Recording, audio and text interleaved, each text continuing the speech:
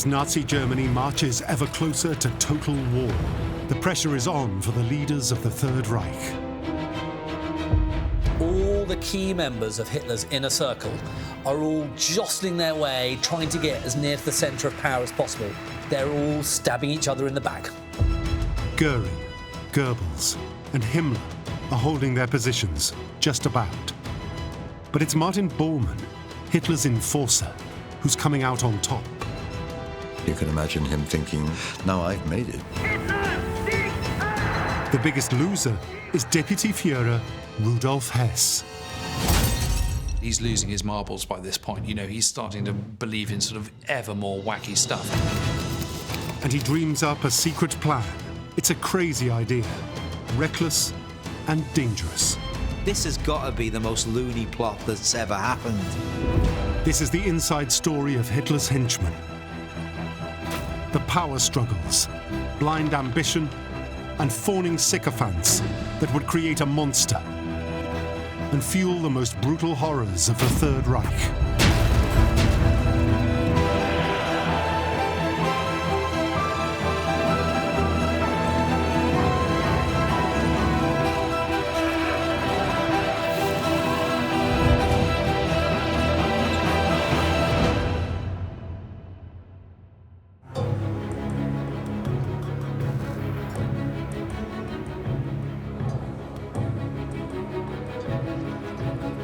The top brass of the Nazi Party take their places on the podium of the Reichstag.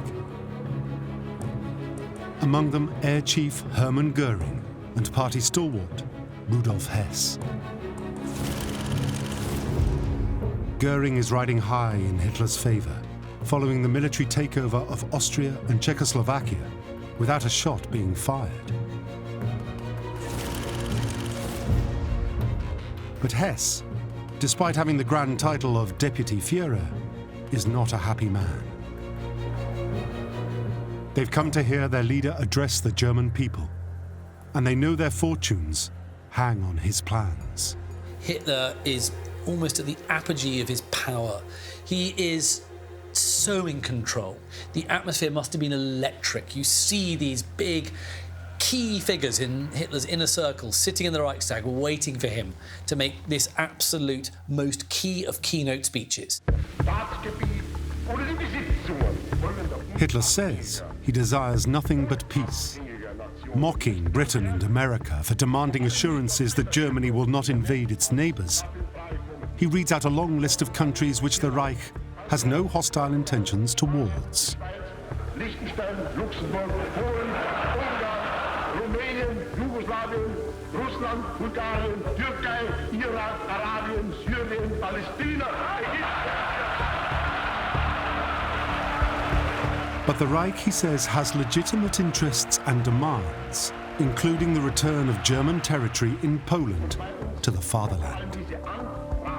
We will make our own decisions, we will decide our own destiny, and that is the kind of speech that will go down really well in front of Nazi deputies, who after all were all the most vibrant and passionate Nazis you could find.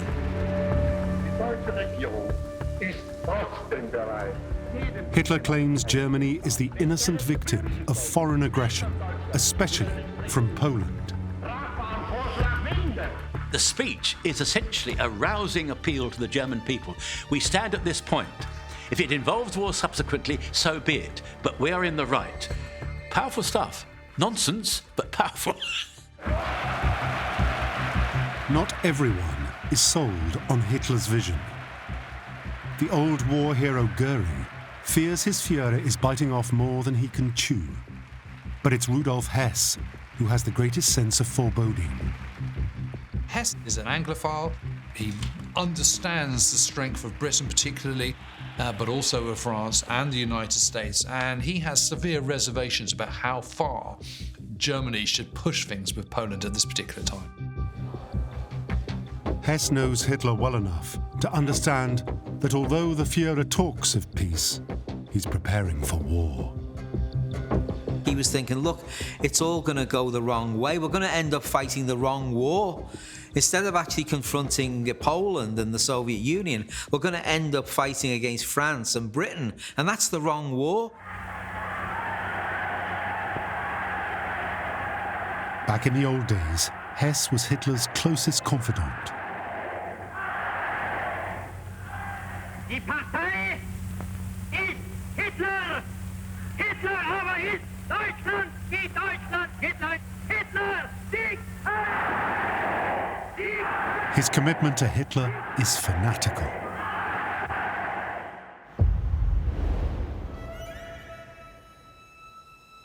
But after years of unwavering devotion, of all Hitler's courtiers, he feels the least able to influence unfolding events. He no longer has Hitler's ear, which in the early days he certainly did have, and it's a fall in prestige that he feels very personally. And although the two men share much in common, Hess's obsessions are starting to grate on Hitler. He's a very odd man, Hess. When he goes and visits Hitler in the Berghof, for example, he used to bring his own food. Well, Hitler really took against that. I mean, it is quite rude on a number of levels. If Hess is starting to feel paranoid, it's with good reason. Even his own staff are plotting against him. 6 years before, Martin Borman, a backroom administrator in the Nazi Party, had impressed Hess with his quiet efficiency and had been appointed to his personal office. But since then, the ruthlessly ambitious Borman has wheedled himself ever closer to Hitler and never misses an opportunity to undermine Hess.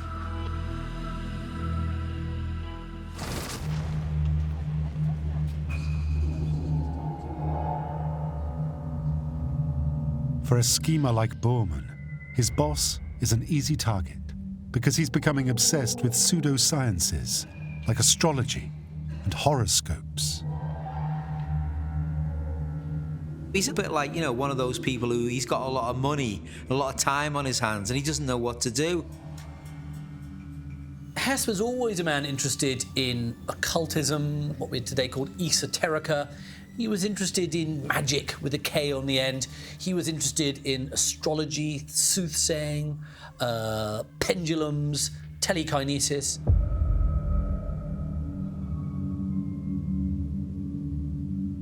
No wonder his own staff are ridiculing the deputy Fuhrer behind his back. On one occasion, an aide comes into his office to see the second most senior man in the Nazi Party trying to exert the power of mind control over a chair.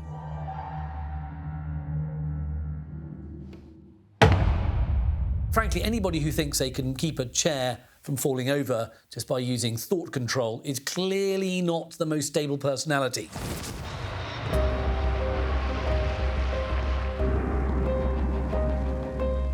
Hess's insecurity increases when he discovers Nazi leaders have been summoned to a crucial meeting in the Reich Chancellery to plan the invasion of Poland, and he's not been invited. There's no doubt, I think, that, in Hess's mind, that this is a disappointment. Where have I gone wrong? What do I need to do to get back into favour? Why am I outside the loop? And he's not a very astute politician, and he's surrounded by people, the Goerings, the Himmlers and so on, who are very astute politicians. But despite his flakiness, Hess is right to worry about all-out war in Europe, and he's not alone. As preparations for the invasion of Poland continue, Hermann Goering is also anxious. He knows that Hitler is eyeing up communist Russia, and Poland is just the stepping stone to the main prize.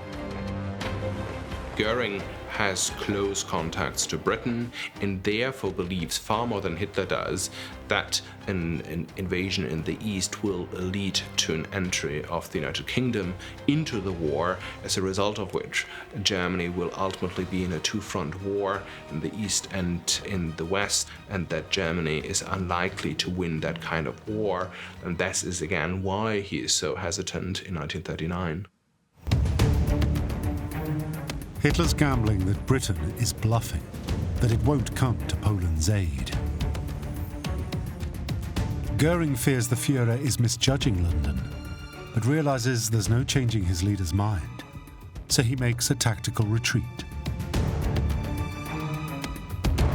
Hermann retires to his estate, which distances himself from the decision if it goes badly, but also, I think, to safeguard his relationship with Hitler to the extent that he didn't want to become a pain, as it were, to Hitler.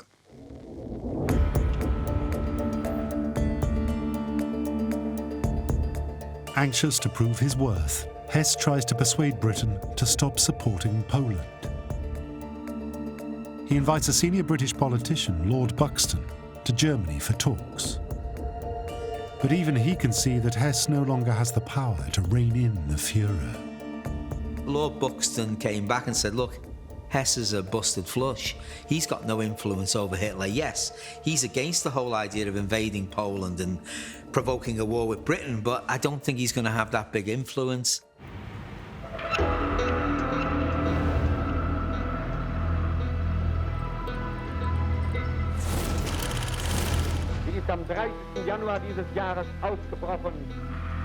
Joseph Goebbels, Hitler's trusted minister of propaganda, has no reservations about going to war and offers a pretext to invade Poland.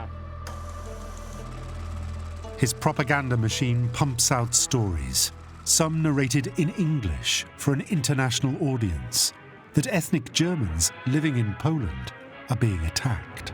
Thousands of them flee before the persecutions of Polish gangs. Their homes are systematically burned down and devastated by the Poles. But these stories are all fake news.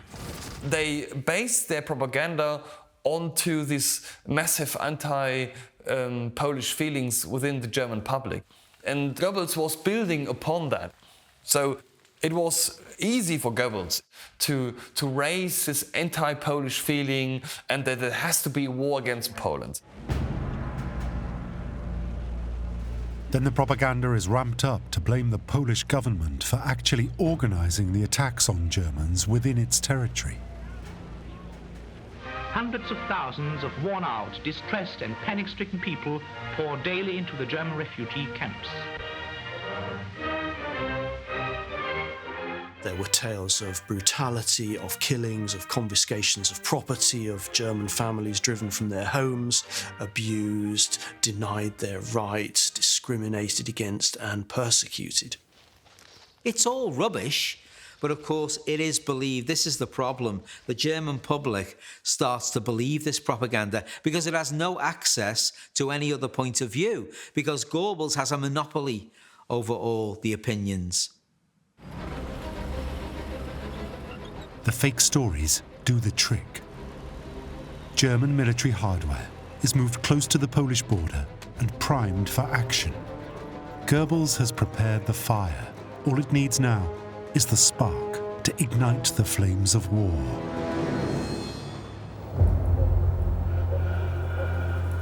And it's not long before they get it.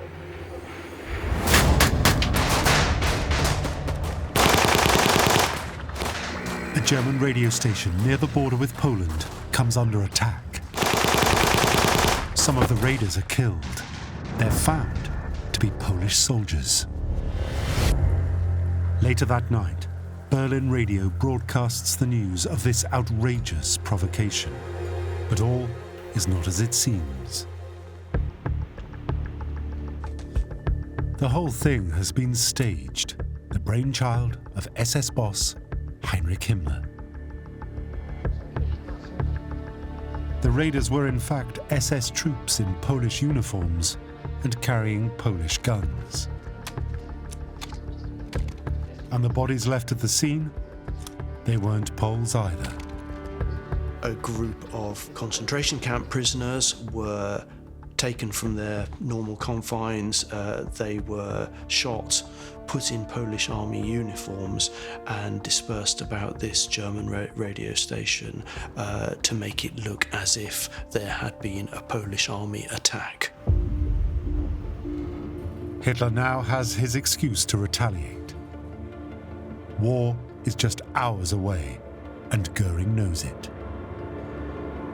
He is absolutely cursing. He just goes, oh my God, this is going to be it. You know, that is the end of Germany. But to survive in the inner circle, you have to think fast. And the head of the Luftwaffe pulls himself together. Once he gets over that shock and that despair, he then says, but the Fuhrer is magnificent. You know, we are but pawns. You know, we are but little people compared to his greatness, and we must do his bidding.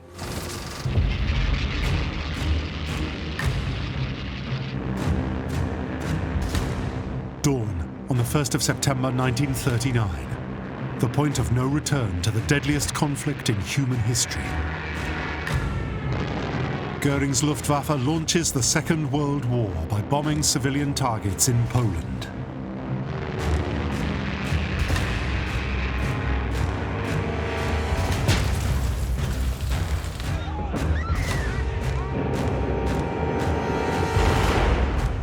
Then the warships of the Kriegsmarine join the attack.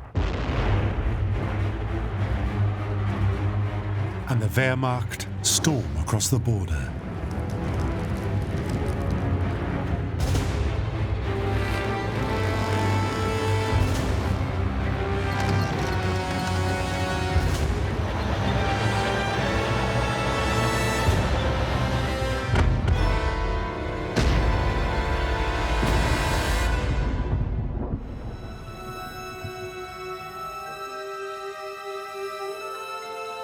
Now the conflict has begun. With new enthusiasm, Hess signs the documents that incorporate Polish territory into the Third Reich. His fanatical devotion to Hitler trumps any personal doubts he may have had about going to war. Hess realises he has to do what Hitler wants. And if Hitler wants to invade Poland, you either go along with it or you don't. 2 days after the invasion, the whole game plan changes when Britain declares war.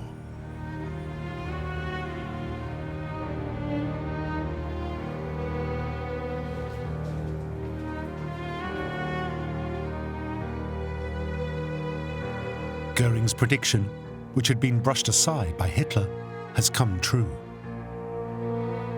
Goering is heard to have muttered, if we lose this war, then God may have mercy upon us. At the same time, he knows that this is not the time to challenge Hitler, and that Hitler would certainly not like to hear him say, I told you so. So he, despite his reservations, he decides that he has to go with this, that he has to stick with Hitler.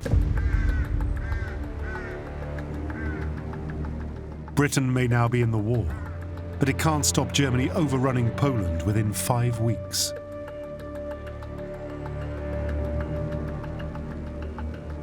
Goering is the hero of the hour, another feather in his cap after the annexation of Austria and Czechoslovakia.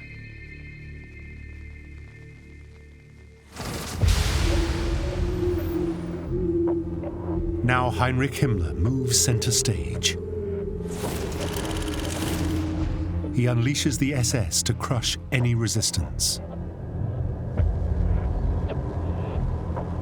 But they go further, seeking out and targeting Jews and other undesirables. It's another ominous step towards what will become known as the Holocaust.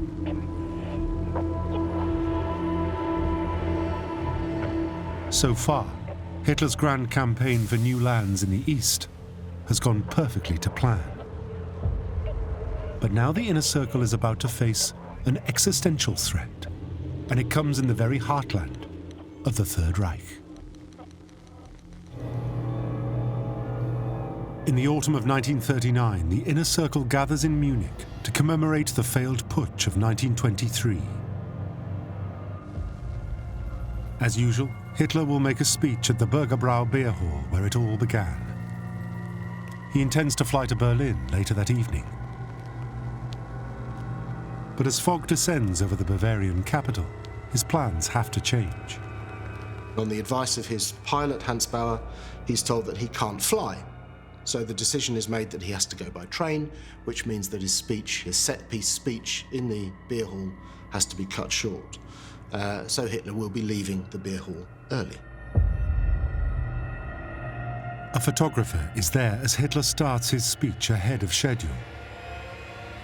The Fuhrer leaves the hall as soon as he's finished. Precisely 13 minutes later,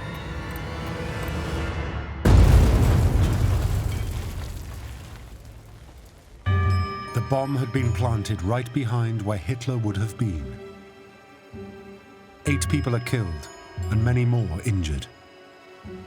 It knocks out a main pillar in which it's located, it brings down the roof, it devastates the room. And there's chaos.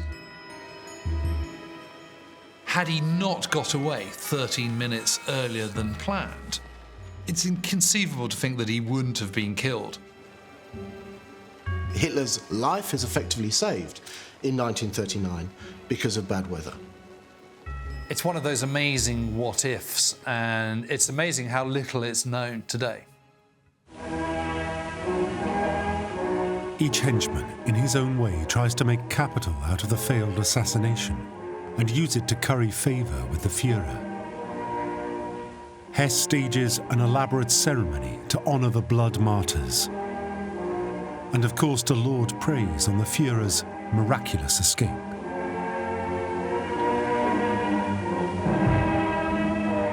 I think this is another sign of him saying, look, I'm still here, I still love the Fuhrer, I'd like to be back in your inner circle. It's a kind of real sort of desperate, creepy moment, really. Goebbels is also quick to turn the attack to his advantage. He gives the propaganda line to his newspapers almost verbatim as to what line they should take, which is basically that this has to be the work of the British, it's the nefarious British Secret Service that is to blame, and thereby justifying the war against the British and the French. But as always with Goebbels, it's a lie. The bomb wasn't the work of enemy agents. It had been planted by a German, acting alone. Georg Elser had wanted to stop the war, fearing it would lead to untold human suffering. He is caught trying to flee across the Swiss border and confesses. He believed, and in retrospect absolutely rightly, that Hitler was leading the country back to war. And he decided, unlike many of his fellows who would have been also dubious about Hitler, he decided to actually do something about it, which is the mark of Elsa's bravery. For Heinrich Himmler, the man in charge of Hitler's personal security, the assassination attempt is very bad news. Himmler is absolutely furious about this, so it sort of happened on his watch, really. And according to the local Gestapo chief, Himmler doesn't hesitate to take out his frustration on the prisoner. Himmler personally intervenes for the part of the interrogation and actually beats the hell out of this guy. He felt humiliated, and perhaps he was trying to show his own mettle and show that he was as big and as tough as many of his rivals. I'm going to really make sure that this guy is going to suffer. Anyone who messes with the Fuhrer messes with me.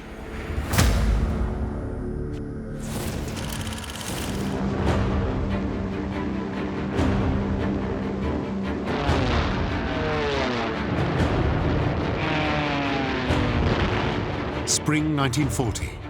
Goering's Luftwaffe leads the way as Hitler unleashes the next phase of his master plan to conquer Europe.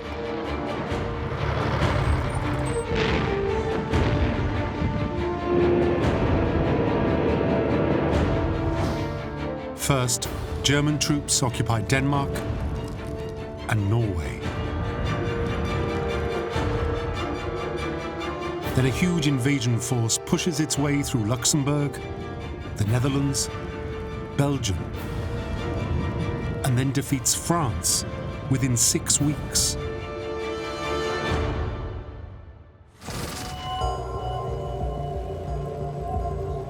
British forces in northern France are overwhelmed by the speed of the German blitzkrieg. They're pushed back to the coast and evacuated from the beaches of Dunkirk. Goering is confident he can finish Britain off when the time comes. Within a matter of 2 months, the situation of Germany in Europe has been transformed, and the situation for Hitler and his entourage will be transformed as well.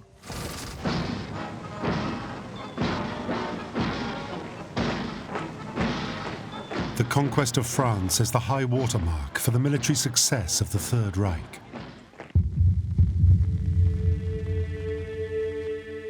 Hitler is triumphant. This victory has been his life's ambition and sweet revenge for humiliating defeat in the First World War. Goering basks in his Fuhrer's success. The fall of France meant also for Goering that he reached the peak of his career. But he was still keeping his position at the top of the pyramid. Newly promoted to Reichsmarschall, the most senior rank in the military, Goering heads to Paris, to the Louvre, and rewards himself with the spoils of war. So either Herman or one of his buyers would then go through all this stuff and just say, okay, put it on a train, back to Germany. It was wholesale theft, essentially. The full scale of Goering's plundering will only be revealed at the end of the war when his treasures are discovered by the Allies, hidden in Germany. Inner Circle favourites Borman and Goebbels are also in Paris, riding high on the Fuhrer's coattails. Goebbels arranges the ultimate propaganda photo opportunity of the conquering hero. But there's one leader left out of the party in Paris. The Deputy Fuhrer. What that tells you is that Hess's influence is on the slippery slope downwards. You know, he doesn't have that access to Hitler that he once had.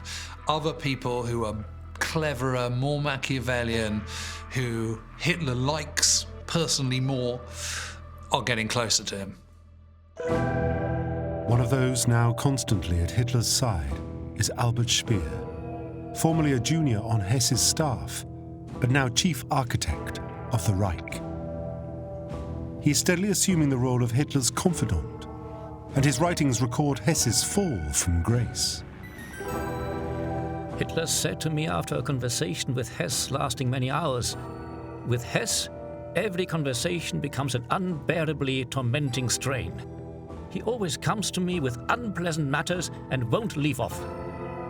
So we have some evidence there from a close acolyte of Hitler that Hess is really, how can I put it? I'll use the Liverpool vernacular. He's doing me head in. So I think that is true in the case of Hess, and it does reveal that Hess was getting to be hard work.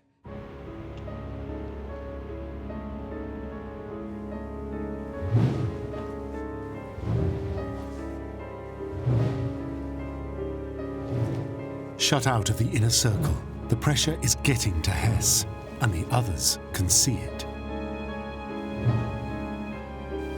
Goering gossips about how the Deputy Fuhrer uses psychic powers to divine if letters bring good or bad news. While Hitler no longer takes him seriously, saying, "I only hope he never has to take over from me. I wouldn't know who to be more sorry for, Hess or the party." Hitler's waging world war. That's what really interests him at the moment. He's not interested in Hess's anxieties about, party rivalries.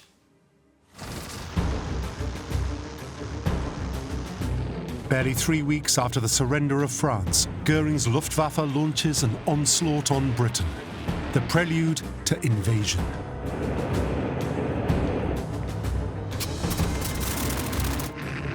The Battle of Britain is underway, but it will see a turn in the fortunes of war.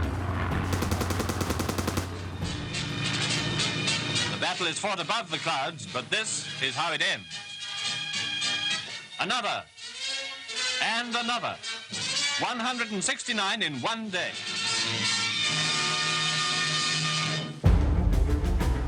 Against the odds, the Royal Air Force holds out.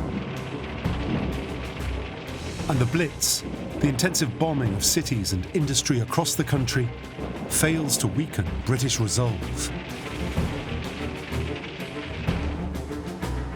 For the first time, the Nazi war machine doesn't look quite so invincible. And this reveals one of Goering's great shortcomings, because although he is a great war hero, he's never been to staff college, and actually he just doesn't know what he's doing militarily as Commander-in-Chief of the Luftwaffe.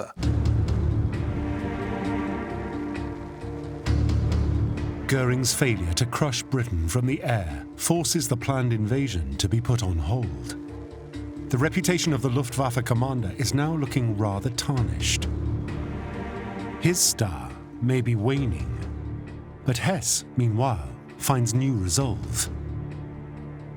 He begins to formulate a secret plan, an opportunity to redeem himself, with the help of a skill he learnt many years before.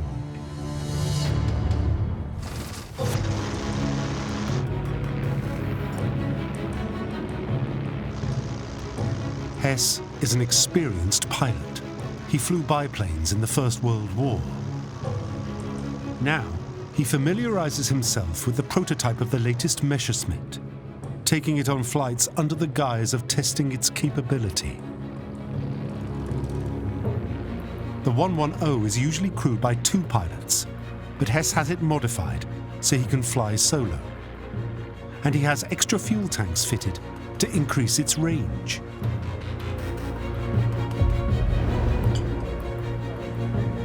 Hess knows that Hitler is preparing to invade Russia, and he recognizes that Germany cannot fight a long war on 2 fronts. His outlandish plan is to go behind the Fuhrer's back, fly to Britain, and try to meet an influential contact who, he hopes, will introduce him to Winston Churchill. The aim? To persuade the British to sue for peace. He knew if he would be able to make peace with Britain, that would definitely please Hitler. Here, the Führer, I bring you the peace with Britain. This would also, of course, immediately overnight meant that he would make it back in the inner circle again.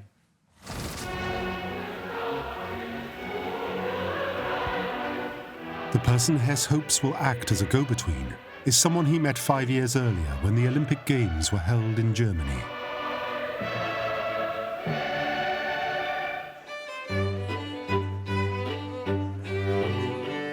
Behind the scenes, the Nazi leaders laid on lavish parties for foreign dignitaries, and it's then that Hess is thought to have been introduced to a well-known Scottish aristocrat. It's at one of these banquets where it is said that he met the Duke of Hamilton, and there they forged some sort of connection that Hess would use in the future. Like Hess, the Duke of Hamilton was a keen pilot. In fact, he was something of a hero in the aviation world, after being the first person to fly a biplane over Mount Everest. To Hess, this dashing adventurer with a fancy title must have come across as being at the heart of the British establishment. Someone very well connected, who probably mixed with royalty, and perhaps even had a direct line to the British leadership.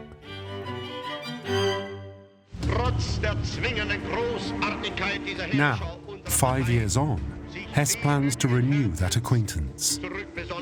He'll fly to the Duke of Hamilton's estate in Scotland and ask him for an introduction to Churchill.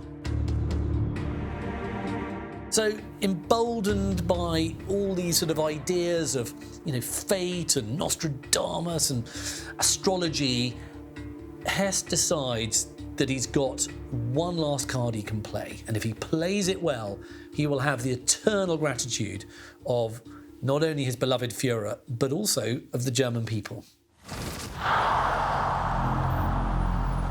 At the beginning of May, Hess visits the Führer in the Reich Chancellery. It is to be their last meeting.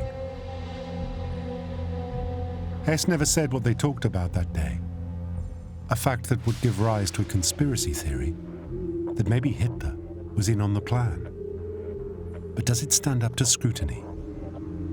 There's no evidence whatsoever that Hitler knew about Hess' plans, and all evidence we have is very clear that Hitler was totally surprised by that step. So to me it's absolutely clear Hitler did not know that Hess was planning to fly to Scotland and try to negotiate a peace with Britain.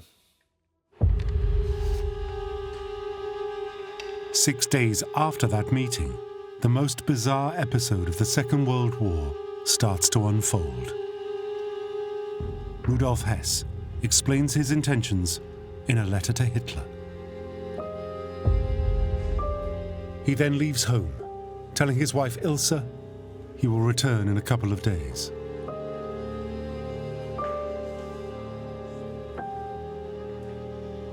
On the 10th of May, Hess plays his last card. It's the card played by a desperate man. Hess drives to the aerodrome.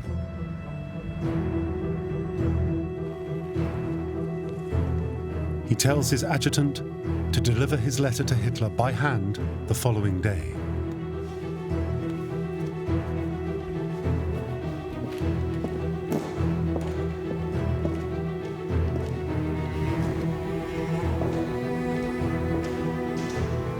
There's no turning back now.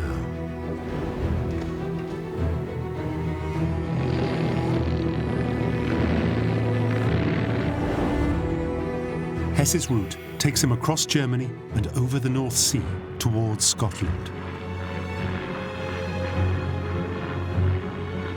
He navigates right into enemy airspace and reaches his planned destination south of Glasgow. But in the fading light, he cannot see anywhere to land. He decides he has no alternative. He'll bail out. I mean, it really is absolutely extraordinary. You think about this, he's never even done a parachute jump before. This is the deputy leader of the Nazi Party on a lone mission in a Messerschmitt 110, flying over Scotland to a place that he doesn't know at all, and then parachuting out for the very, very first time. The whole thing is, frankly, you couldn't make it up. But despite all the dangers, Hess lands safely. This is a near miracle that he's managed to do this, and maybe when he lands, he feels he survived this epic flight and this epic parachute drop, and yet he's still alive. He must feel that, well, maybe Providence is making this go well.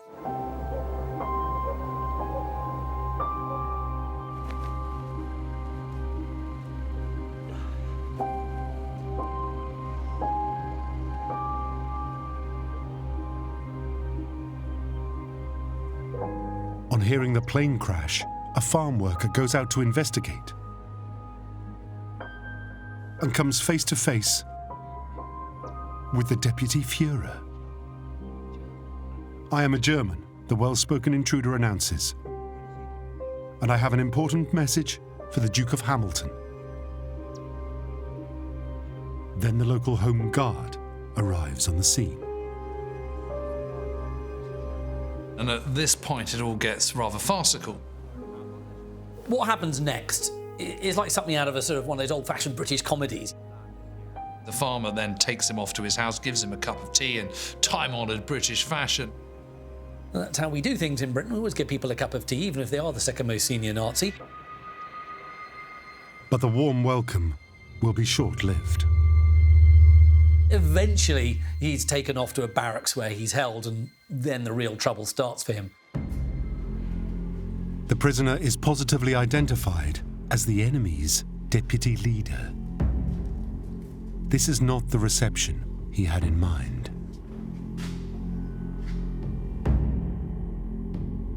Hess is suffering from a delusion of viewing the British political system still almost in a feudal mindset, as a system in which dukes and barons and so on still have tremendous political influence.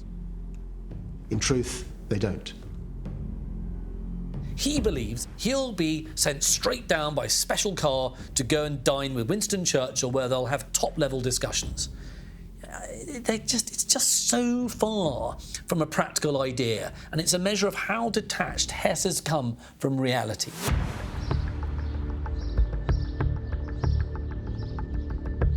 That same weekend, Adolf Hitler is taking a relaxing break at his Bavarian retreat, the Berghof.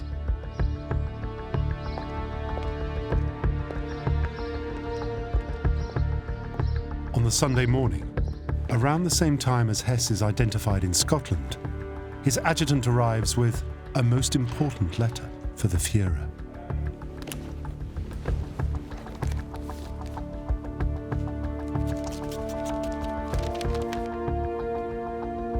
My Fuhrer, when you receive this letter, I shall be in England. You can imagine that the decision to take this step was not easy for me. Hess says, I've done this for the sake of your good self, mein Führer, and for the sake of Germany. War with Britain is not serving our interests. We must make peace. And if, my Führer, this project, which I admit has but very little chance of success, ends in failure and the fates decide against me, this can have no detrimental results for you or Germany. It will always be possible for you to deny all responsibility. Simply say, I am crazy. High up in the Obersalzberg, up this mountain, there was a maelstrom going on. At the heart of it was Hitler, incandescent with rage that his most trusted, loyal comrade from all those years back had just got off in a plane in the middle of the night and flown off without telling him.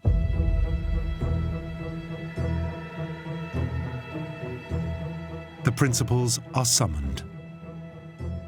Borman has no answers to Hitler's furious questions. How could Hess have flown off without anyone knowing? Why didn't anyone stop him?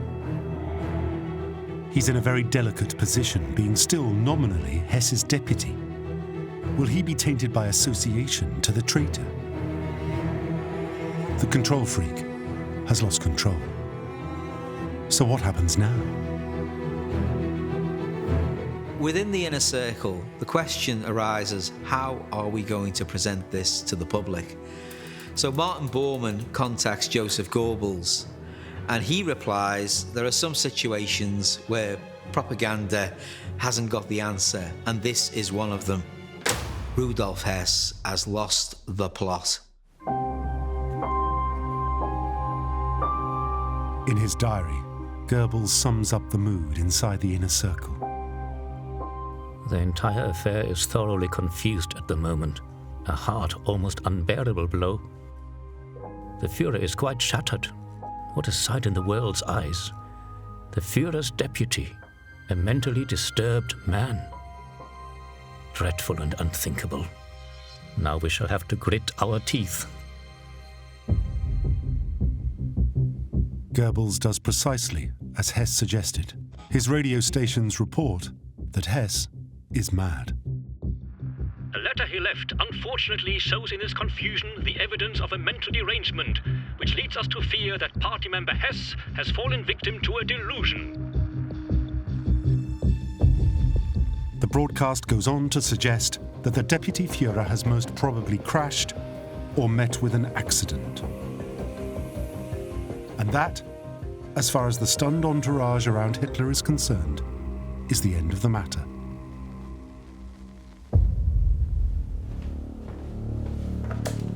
Hess becomes a non-person. He is never to be mentioned in public again. But it leaves an uncomfortable question in the mind of many Germans, but a question which no one dares voice. If Hess was deranged, how come he was still in place as the Fuhrer's deputy? Precisely 4 hours after the German radio bulletin, the BBC broadcasts this astonishing announcement.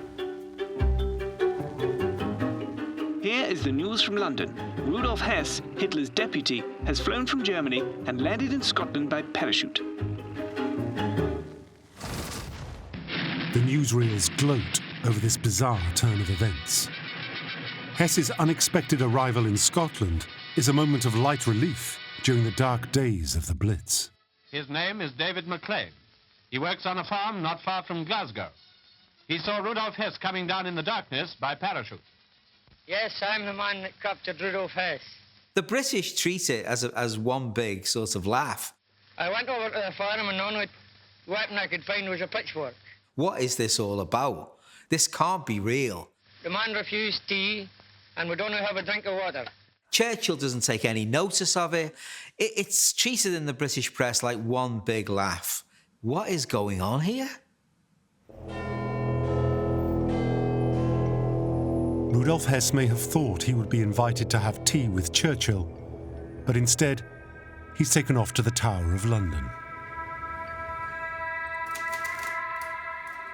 The wisest course of action, Hess tells his interrogators, would be for Britain to seize this chance to make peace with Hitler and form an alliance against Soviet Russia. And if king and country would just allow Nazi Germany a free rein in continental Europe, Britain and its empire will be left untouched.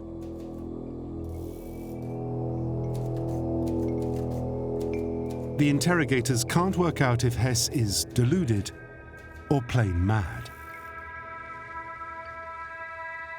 And his arrival in Britain had coincided with one of the worst air raids of the Blitz, in which 1,200 people had been killed. Winston Churchill is in no mood to talk peace. So the whole thing has been an absolute catastrophe from any which way you look at it, whether you be Hess, whether you be Hitler, or whether you be Goebbels or anyone in Nazi Germany, frankly. Back at the Berghof, Borman's keen to fill the new vacancy, and so immediately moves to distance himself from his former boss. He has Hess's wife, Ilse, interrogated and threatened with eviction from the family home. But she appeals to Eva Braun, and Hitler accepts she was not in on the plan. In happier days, Borman had named two of his children, Rudolf and Ilse, after their godparents. Now he promptly changes their names by court order. Within days, having ridden the storm, Borman's loyalty is rewarded. Hitler abolishes the post of Deputy Fuhrer, and despite strong objections from both Goering and Goebbels, appoints Borman as head of the Chancellery, his closest aide and formal gatekeeper.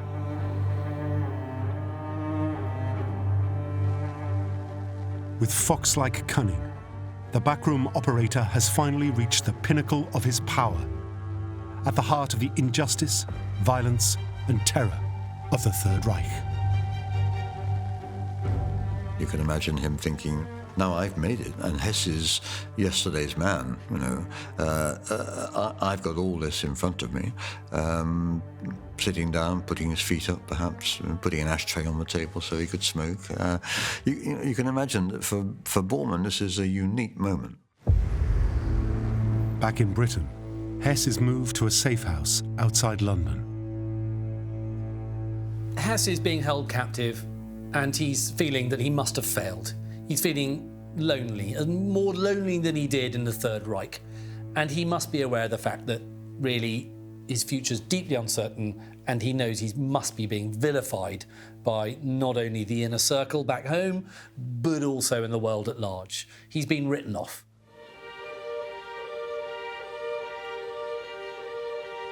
Hess is in the depths of despair.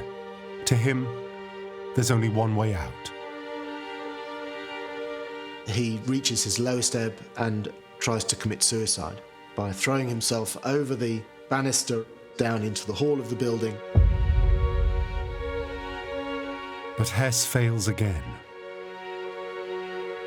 He breaks his leg on landing, is in tremendous pain, and that must have been his lowest moment. Not only had he failed in his mission, but he'd also failed to take his own life.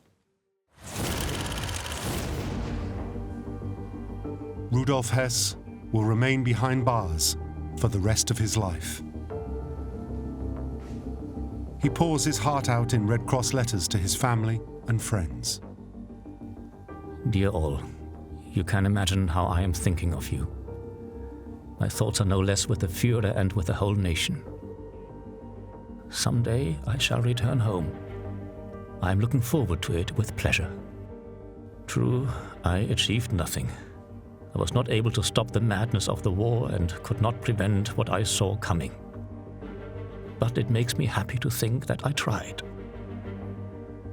And on one level, that is, a pretty sympathetic thing to have written. It looks like a man who desired peace rather than war, and it looks like that he was probably, of the inner circle, the least martial of the lot. And yet we mustn't be too kind to Hess. He was a man who propagated and helped to bring to power one of the most evil regimes the world has ever seen.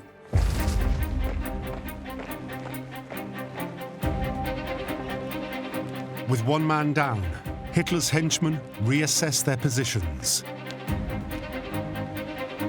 Goering is looking vulnerable, while Goebbels and Himmler are holding their own. And Borman is stealing a march on all his rivals. But as the war progresses, the infighting among Hitler's inner circle will become even more intense.